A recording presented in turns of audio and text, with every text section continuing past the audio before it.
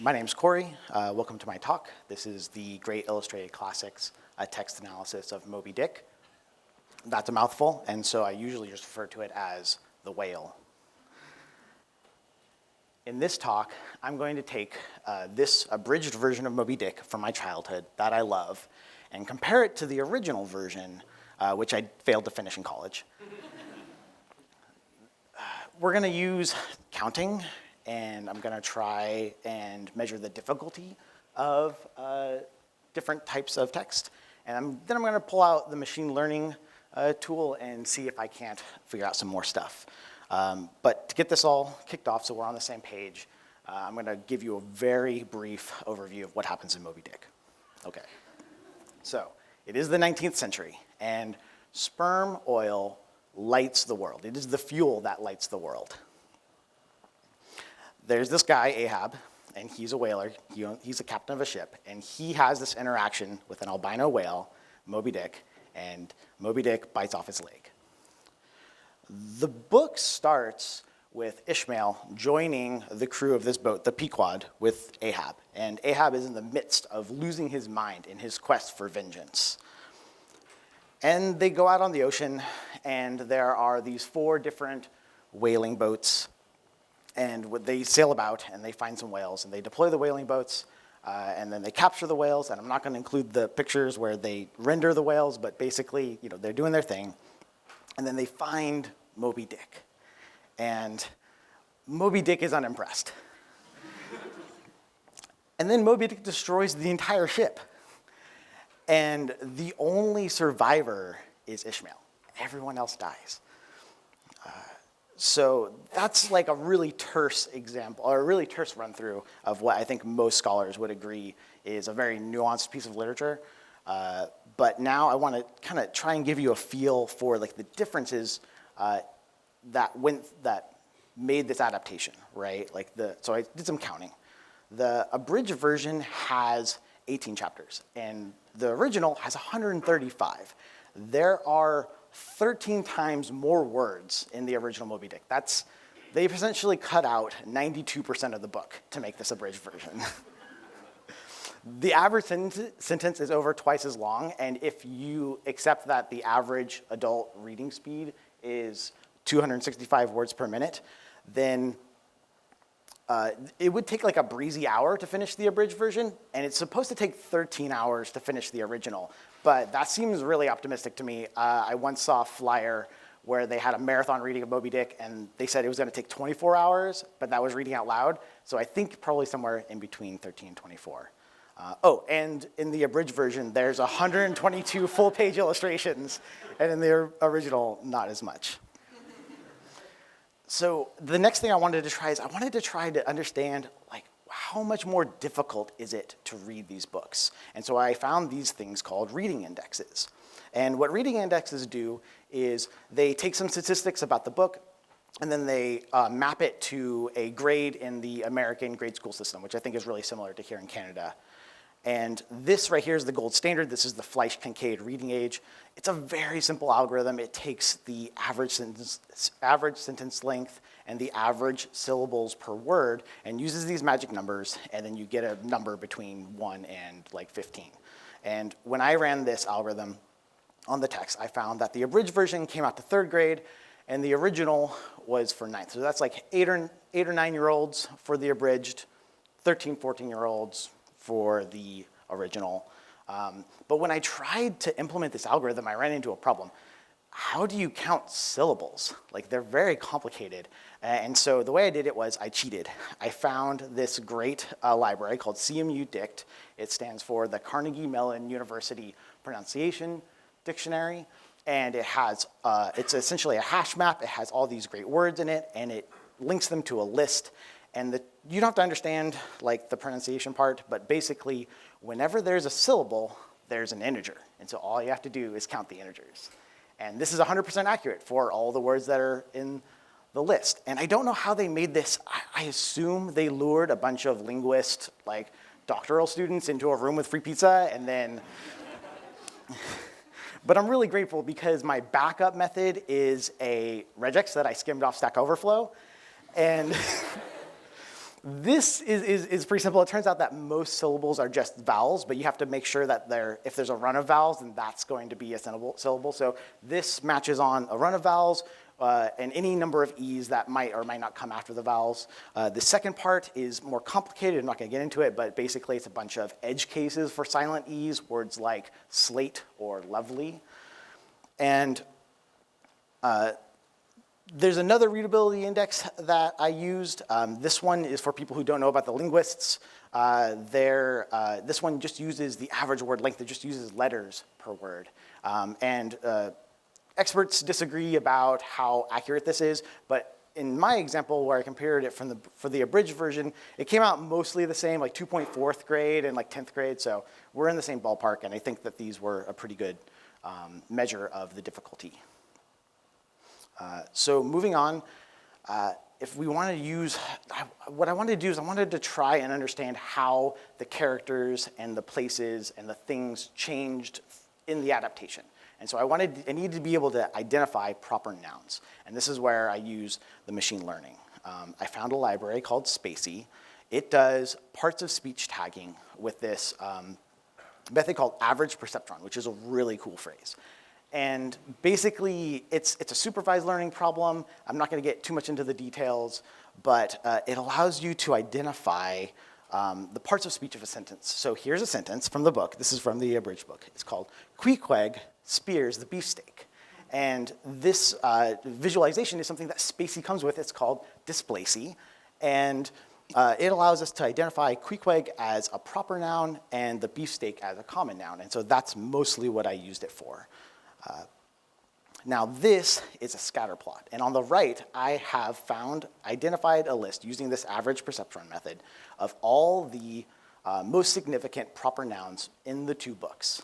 And what I did was I plotted them on a scatter plot, and the x-axis is the total count of each of the words in the original version, and the y-axis is the total count of each of the words in the abridged.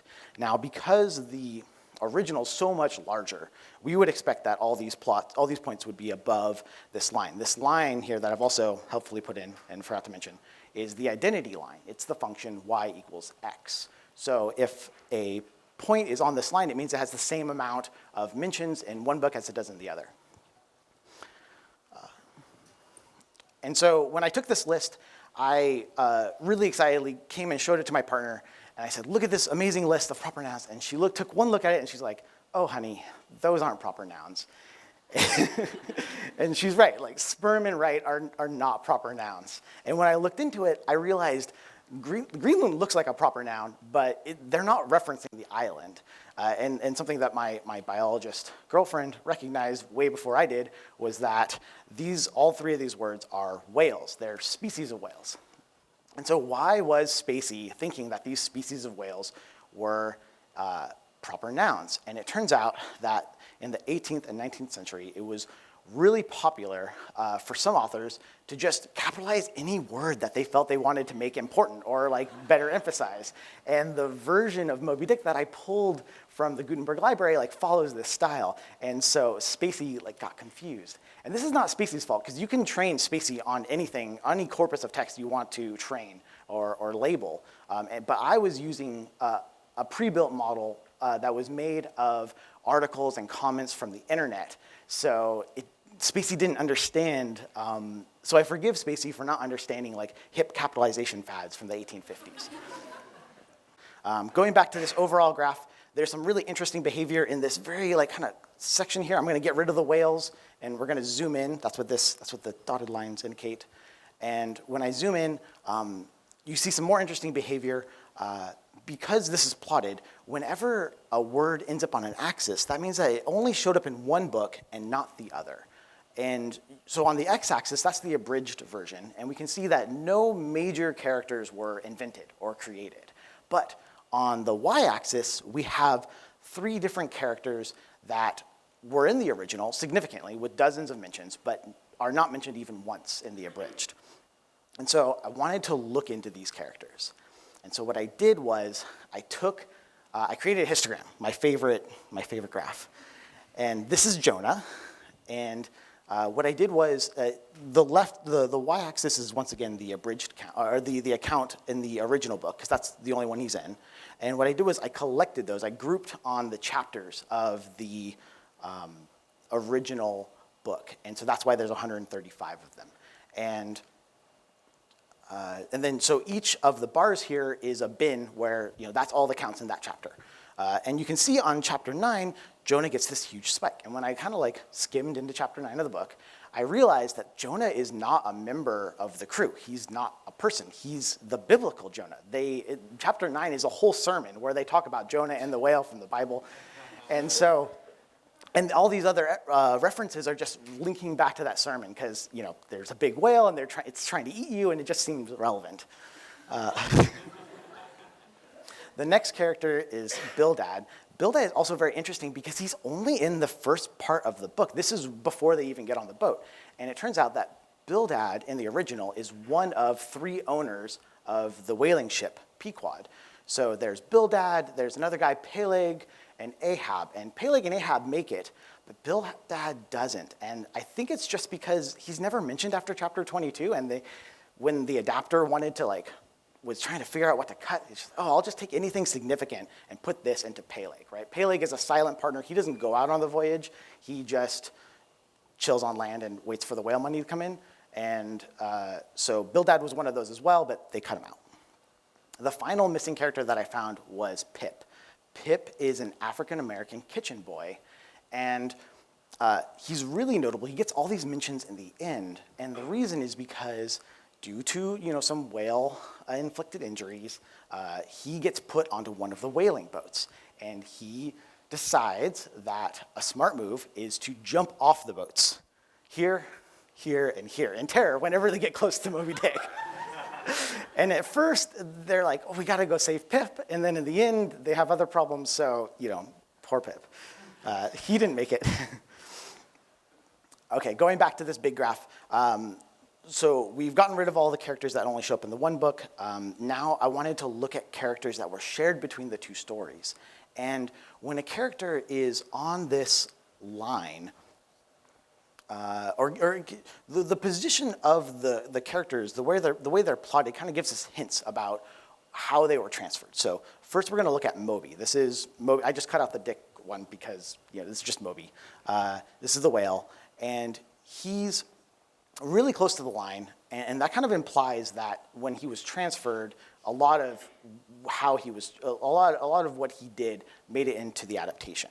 And what I have here is another set of another set of histograms, but I can't use chapters anymore as the x-axis because there's just so many more in the original version. So what I did was, for every instance of the word Moby, wherever that was indexed within the whole book, I divide it by the total number of words in the book, and this gives me a normalized index. And that way I can plot them, grouping it or breaking it up in 10 sets, 10 bars, to give you like a tenth of the book in each bar.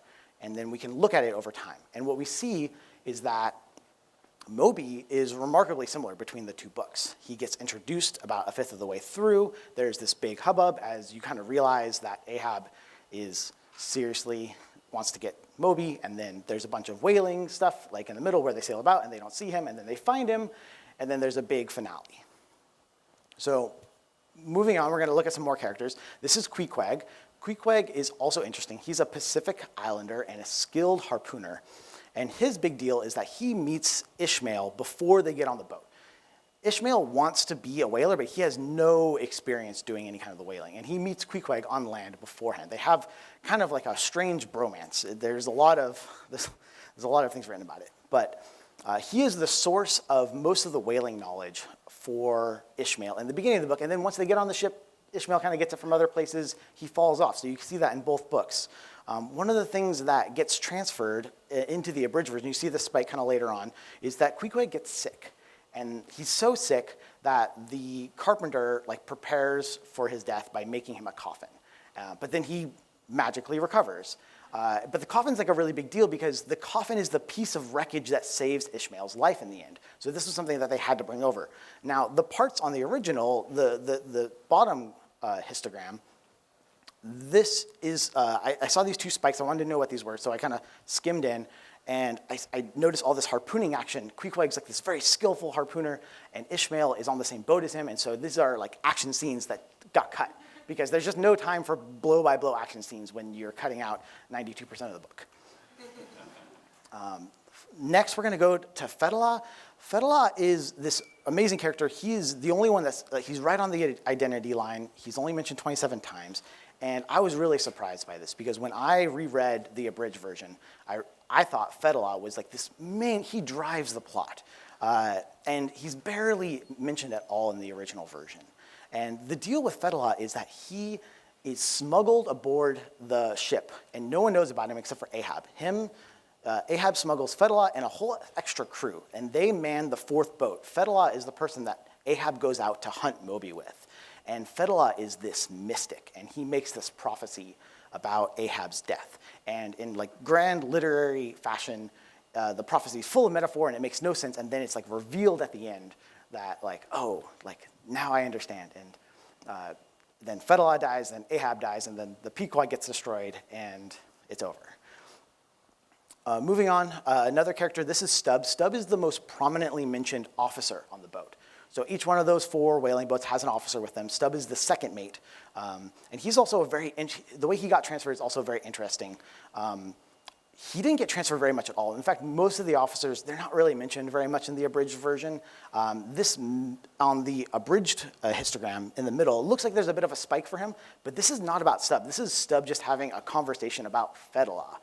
And you can see that in the last third of the book, it's like a really big deal. Stubb is mentioned a lot, but that was just completely removed. And finally, we're going to look at this character, Ahab.